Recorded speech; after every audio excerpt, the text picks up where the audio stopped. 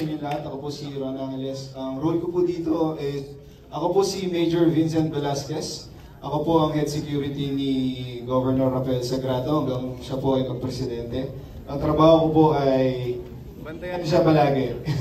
At sure na laging ligtas po si Gigo. Yun lang po. Magandang hapon po. Ako po si JC Galano and I'll be playing Police Corporal David Cortez.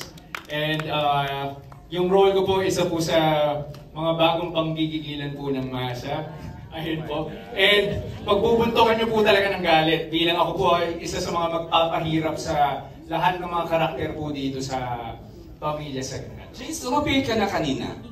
Di ba? Yes po. Yung police na Juan o gano'n. Oo, yung Juan Hindi naman tayo nagpapa-bribe. And magandang hapon po, ako nga pala si Rocky Nabayan and I play the role of Police Corporal Edgar Palermo. Ako partner ni David Cortez dito. And ayun, isang magandang ride po ito para sa ating lahat and subaybayan niyo po ang Pamilya Sagrado. Malapit na po. Hello po, magandang hapon po sa inyo lahat. Ako po si Renchi Di Guzman. Ang ginampalan ko pong character is si Dan Moreno. Isa po siya sa may fraternity po, kasali po sa fraternity sa may batch 23. Isa sa mga maiipit dahil sa mga karumal-dumal na nagawa ng mga kita. Wow, ganda. Alright. One of the neophytes, Akabachi. Oh, may fan base naman pala eh. One of the batchmates of Kyle Chari. So, galit na galit ako sa kanya. Pero din yung malalaman ba? So ikaw yung nasa coaching blue? Okay, yung bully. Correct. River! Hello po, ako po si River Joseph. I play Steven Hermoso. Isa siyang anak ng doktor, si Dr. Hermoso kanina. Harvey? Dr. Harvey Hermoso. Okay. And throughout the whole season, he'll be dealing with a lot of challenges with his best friends, si Leon and si Justin. Mag-start ng problema ni Las Gray at ng Pamilya Sagrado, yun. Na-pressure ako kasi sa akin nag-start yung kwento. Sobrang salamat ko sa tiwala na binigay niyo sa akin. Kila Miss Carl, yung pressure, hindi nila ako pinabayaan sa scene yun. As in, sobrang nahirapan ako kasi grabe yung mga scene namin. Pero grabe, salamat kay Lord na binigyan ako ng talento na i-share para sa inyo. Salamat po. Yung swerte niya. At hindi lang yan kay AJ. Carl just whispered to me, kinunan pala ito yung eksena mo sa Baguio, right around February. So medyo malamig talaga? Malamig po. Umuulan pa daw? Opo.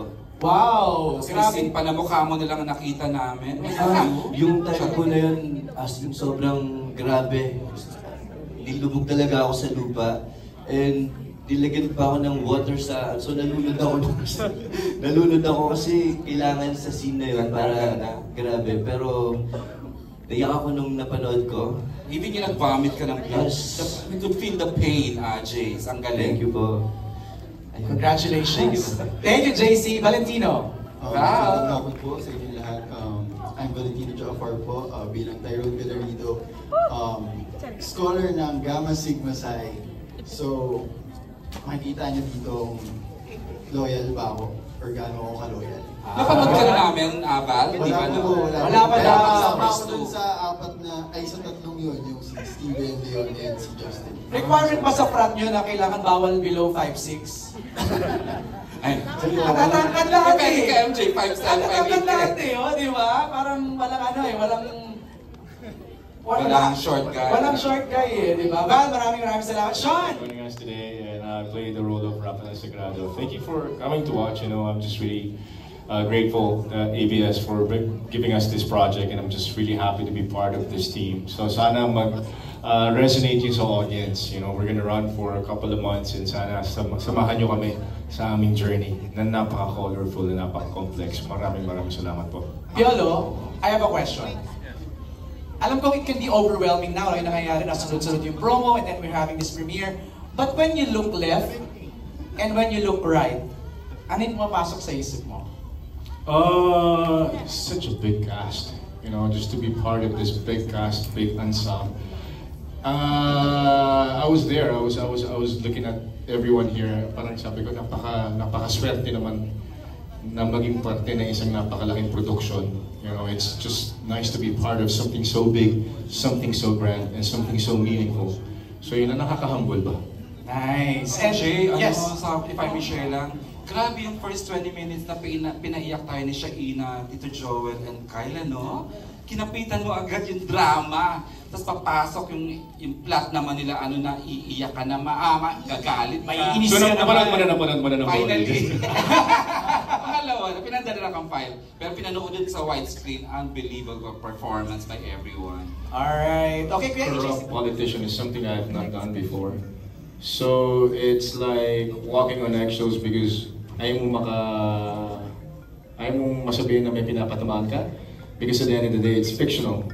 So we're trying to be careful, but at the same time, we really want to mirror society as it's happening nowadays. So yun lang naman yun sa akin. At the end of the day, I'm just an artist, I'm a talent, and I want to be able to personify a certain character. Saka ang fresh lang na ang bad nung character mo. Kasi sanay nga kami sa good boyfriend, Totoo. anak, tatay. Kasi sinabi sa akin ni Tito Deo na 100 episodes, nagbilang ako ng taping day. Sabi ko, let's go. Let's go, dude. Yun pa lang, ano. MJ, gusto kong kasi yung creators bago. Ayun na nga. Dito ba, kay Kuya Joel. Parang you are paired with a love team before. This time, this is your solo. Almost solo na ikaw yung talagang magtatayo ng isang teleserye. Gusto mo bang parang gano'n na mas makilala ka bilang solo artist na flexible that you can pair with anyone kesa sa love team na doon ka nagsimula? Thank you po sa tanong. Siguro po kasi hindi ko masabi na talagang ayoko ng love team, ayoko yung career path, mapupunta po doon. Yun yung naging kasanayan ko naman po nung bata ako ever since I started. Pero para mabigay po sa akin ng Dreamscape yung ganito pong tiwala, talagang aangkinin ko po talaga. I'll do my best. I want to make sure na hindi sila nagkamali na piliin po ako para dito sa show na to. And my biggest goal is to just do what makes me happy. At this role has been something na talagang nagpapasaya po talaga sa akin. Actually, Alan, compressed 2 days lang yung napanood natin. Iba pa ang may plot, di ba? Ang haba-haba ng tatakbo, yung individual plots nila talagang sasabog. So, inopen lang talaga ng plot ni Kyle, and then sunod-sunod na yan na may Piolo sa gitna. Alright, so congratulations, Kyle. Yung second question ko for Piolo. Piolo, parang matagal-tagal din hindi ka nakagawa ng teleserye, di ba? What made you decide to accept the role of being a politician here? Parang hindi ka ba nagdalawang isip na baka magnega yung dating sa'yo ng mga fans because parang you portrayed na parang different character naman compared dun sa napapanood nila before sa'yo? Siguro, Alan, if I turned it down, it'd be my biggest regret in my life, after what happened to Tito Deo.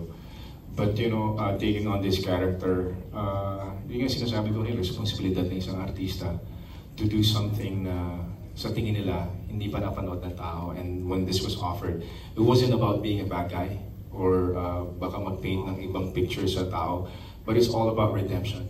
It's not all bad naman throughout. So, overarching yung journey na nagsimula siya dito, but of course, through the course of time, makikita mo yung pagbabago niya bilang tao, not just being a politician or a father.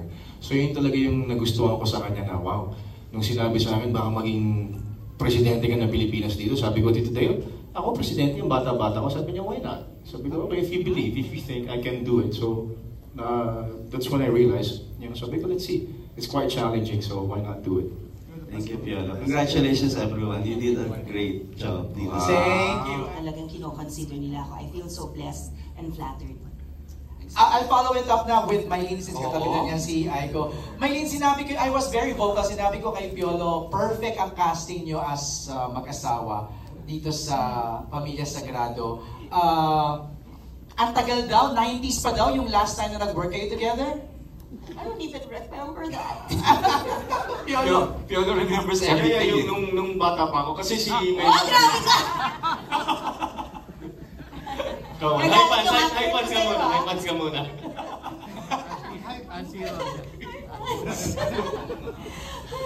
Pero ayan ba, kamusta with PJ? There's one scene. Hirap?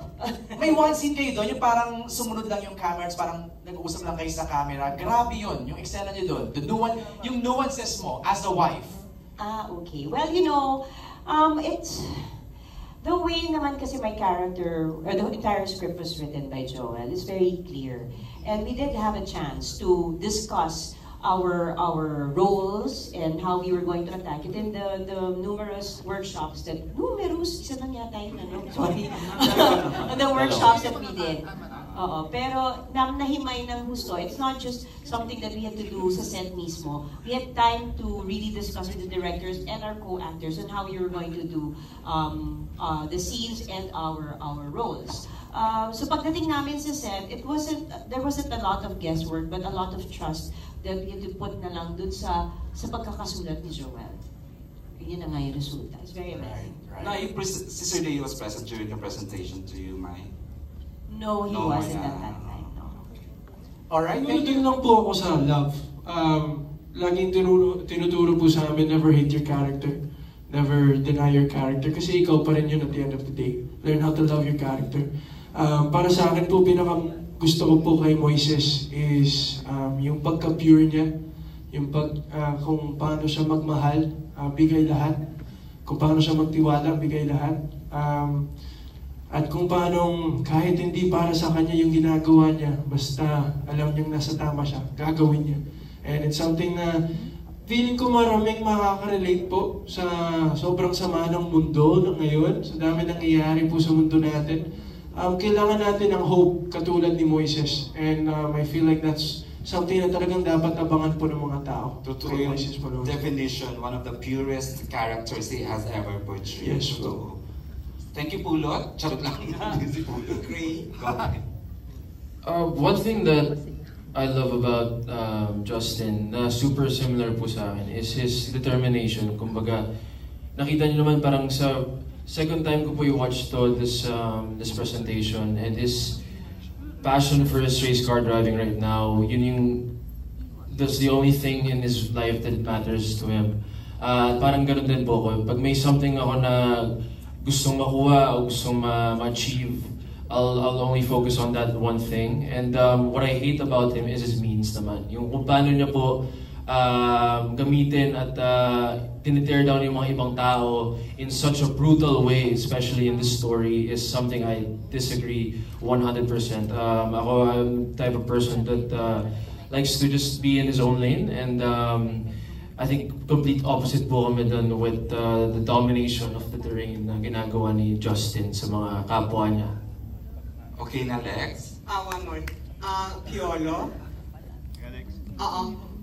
If we are to scrape your character, what will we discover? Oh, wow. There's a lot. Well, of course, he starts out bad, but through the course of time, he goes through certain situations and he will have to face his demons and whether to choose right or wrong. So marami talagang kapupulutan ng lessons sa character ko. And we're halfway through with the shoot, so marami pa siyang pupuntahan. And I really brought him to the darkest side, so para yung redemption niya, mas malaki yung paglagpak niya bilang tao. So I really want to make him as human as possible, and I'm sure maraming makaka-identify sa kanya. Thank you, PJ. Thank you, Alex, for your question. We now have Attorney Divine. Alex, magkakaroon ba ng parang katulad sa mga meme-worthy scenes galing sa Wildflower, di ba? May ganon. Pa-share naman po, ladies. Go ahead. Okay. Since ang backstory kasi ni Mylene dito, she's a beauty queen while I'm a lawyer. So she always feels parang insecure kapag magkasama kami. Beauty and brains. Oo. So, may revelation kasi along the way na mangyayari na marirealize niya na, oops, maling tao pala yung basta, hindi ko pwedeng ikwento kasi ma-spoiler alert siya, di ba? So, gano'n. Anything to share, Miss? Yun na nga. I thank you. Yeah, yun na nga. So, every time nandyan si Divine, yung character ni Miss Aiko, parang I become, my confidence just really is always shattered. Grabe naman. Grabe naman yung collective sign eh. Parang gano'n. So, kita naman doon sa mga eksena, di ba? Wala nang parang masaya naman, biglang pag nandiyan si Aiko, parang natiteres ako. Kulang sa asin, oo nga. Oo. Kasi buwisit siya eh. Kasi ang galing niya, talino niya, gano'n, ang ganda niya. Yakap siya ng yakap sa asawa ko. Punya na. So there. Parang I feel like I have nothing to contribute with this sa family na ito that is so intellectual. They're all lawyers, they're all strong. Ako ganda lang naman yung baon. Wow. Thank you, Ray. Thank you. It's hard. Of course, it was already shown that Gray is my son, and he's my only son. Whereas Kyle's character is the one I really helped to become part of the fraternity through my son. So I used him as a pawn as well for something big that will be exposed or siguro itatakal yun after midway ng show. But it's really nice working with these two guys because they're really, what they bring to the table is something na may inspire ka. You know, like, hindi sila basta nakikinig sa director o sa acting coach. They bring in something else na sa kanila mismo nagagaling. So as my character is progressing, sila mismo, they do their homework by suggesting and also talking it out with the directors. So ang sarap nilang kakolab dito sa proyekto to because hindi sila yung tipo na kung nilang sabihin gagawin nila, but they also have something to contribute. So may input din, kumbaga. Thank you so much, Piolo. There you have it.